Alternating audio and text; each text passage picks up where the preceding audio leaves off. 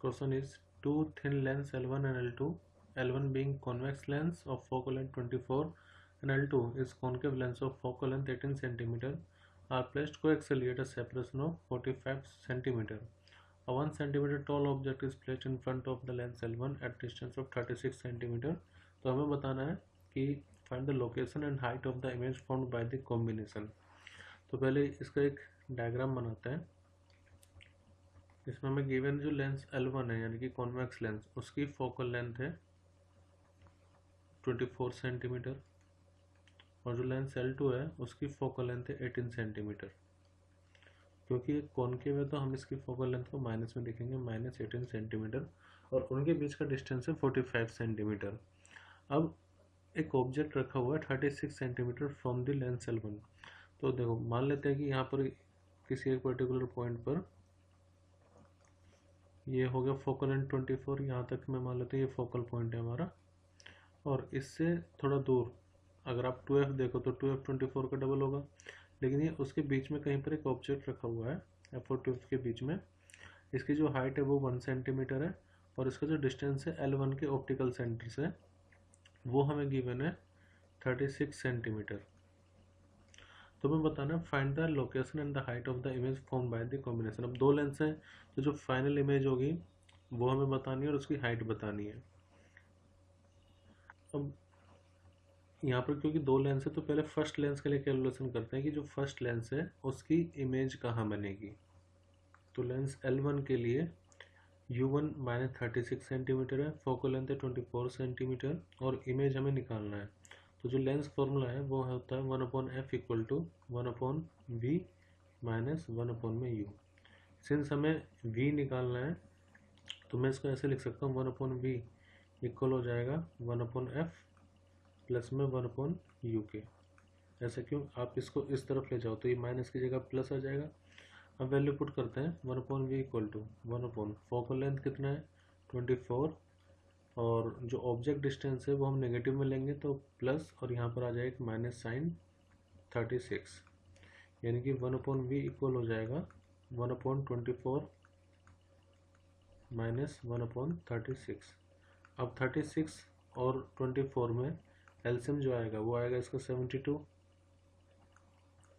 अब 24 के टेबल में 72 आता है 3 टाइम्स, तो यहाँ पर आएगा 3 और 36 में 2 टाइम्स, तो ये आ जाएगा 3 - 2 यानी कि 1।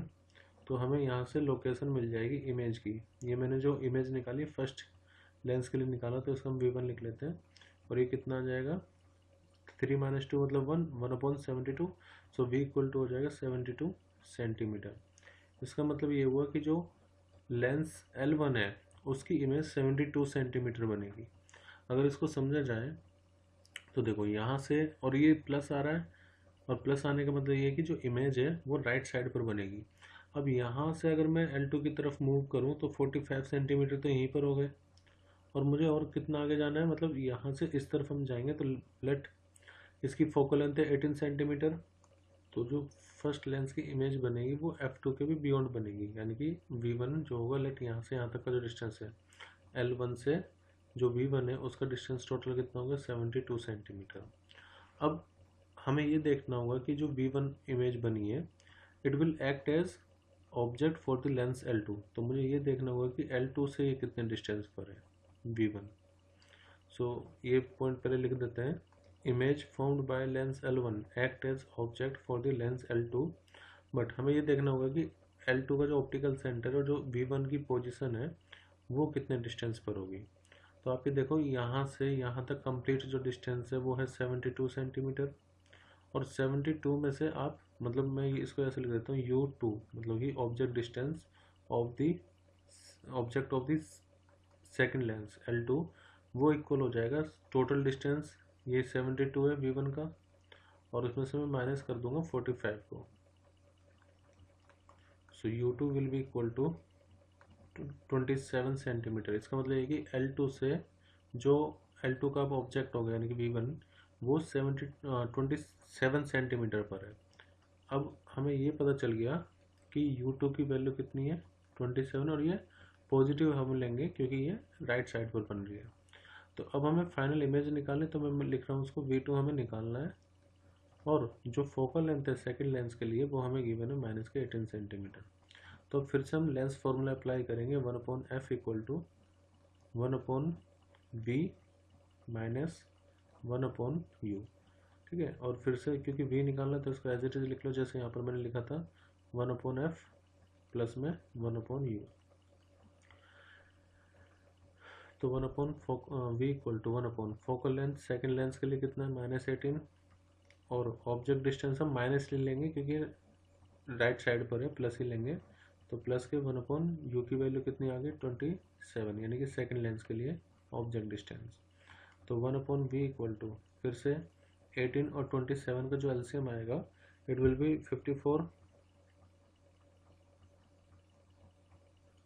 और ये आता है इसमें -3 टाइम्स, और 27 में आता है 2 टाइम्स 54।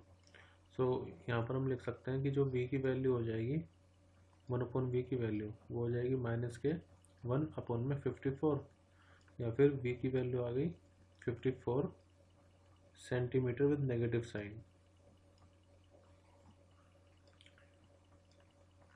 अगर हम इसकी लोकेशन देखें 54 सेंटीमीटर L2 से लेफ्ट साइड पर, तो देखो यहाँ से अगर आप 54 सेंटीमीटर जाओगे तो 45 तो आप यहाँ पर आ गए, और आपको कितना चलना होगा 9 सेंटीमीटर। लगभग जो फाइनल इमेज बनेगी वो यहाँ पर बनेगी, यानी कि वो L1 के भी लेफ्ट साइड होगी। तो हमारा आंसर क्या हो जाएगा, final image formed at 54 centimetre towards left of the lens L2। By chance अगर ये MCQ होता और पूछते कि L1 से कितना डिस्टेंस है, तो इसी चीज़ को अगर मैं लिखूँ फाइनल इमेज फ्रॉम L1 तो वो हो जाएगा 54 minus 45 centimetre. It means L1 से वो डिस्टेंस रहेगा 9 सेंटीमीटर का। तो ध्यान रखना कि आप जो डिस्टेंस लिख रहे हो वो लिख किस ऑब्जेक्ट से रहे हो, मतलब किस लेंस से डिस्टेंस आप मेजर कर रहे हो। L2 से मेजर करोगे तो वो 54 होगा, और L1 से मेजर करोगे तो वो 9 सेंटीमीटर होगा टुवर्ड्स लेफ्ट साइड।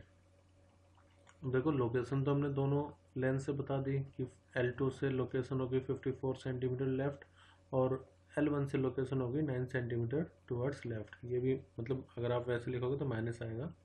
अब बतानी हाइट ऑफ इमेज फॉर्म्ड कितना होगा। देखो मैं आपको पहले इसमें जो एरर होती है वो बताता हूँ।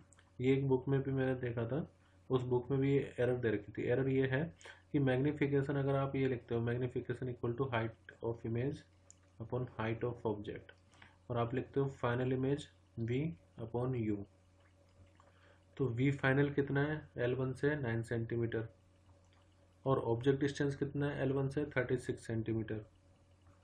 ठीक है, तो और वो भी नेगेटिव आएगा। तो इसका मतलब ये होगा जो हाइट ऑफ इमेज है इसको आप कैंसिल करो, ये आगे 1/4। तो यहाँ से हमें पता चल रहा है कि HI की जो वैल्यू है वो HO अपॉन 4 आएगी, यानी कि 31 सेंटीमीटर का 1/4, जो कि 0.25 होगा सेंटीमीटर में।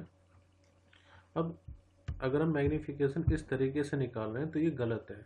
ठीक है, तो हमें ऐसा नहीं करना है। इसका रीज़न बताता हूँ मैं क्यों गलत है। जो इमेज होगी, जो फाइनल इमेज होगी वो छोटी नहीं होगी, वो होगी बड़ी, क्योंकि यहाँ पर दो लेंस है तो हम नेट मैग्नीफिकेशन लेंगे। हम यहाँ पर दिक्कत मतलब यहाँ पर गलत क्या कर रहे हैं, हम ले रहे हैं यहाँ पर फाइनल इमेज और फाइनल ऑब्जेक्ट का डिस्टेंस, जबकि हमें क्या लेना चाहिए, जब हम मैग्नीफिकेशन निकालेंगे तो मैग्नीफिकेशन जो नेट मैग्नीफिकेशन होगा वो दोनों की वजह से होगा, यानी कि दोनों का मल्टीप्लिकेशन M1 इंटू में M2। तो दोनों की मल्टीप्लाई हमें करनी होगी, ये नहीं कि हम सिर्फ फाइनल डिस्टेंस ले लेंगे। ये फाइनल डिस्टेंस पे डिपेंड नहीं करेगा मैग्नीफिकेशन। सो एक रॉन्ग कंसेप्ट है, 1/4 नहीं होगा। तो अब निकालते हैं नेट मैग्नीफिकेशन जो कि M1 इंटू M2 के इक्वल होगा। और नेट मैग्नीफिकेशन क्या होगा, हाइट ऑफ इमेज अपॉन में हाइट ऑफ ऑब्जेक्ट।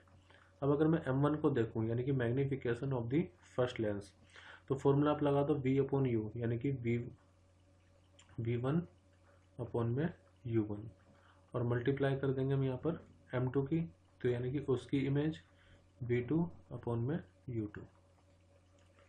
अभी HI अपॉन HO हमें निकालना है, HI अपॉन HO।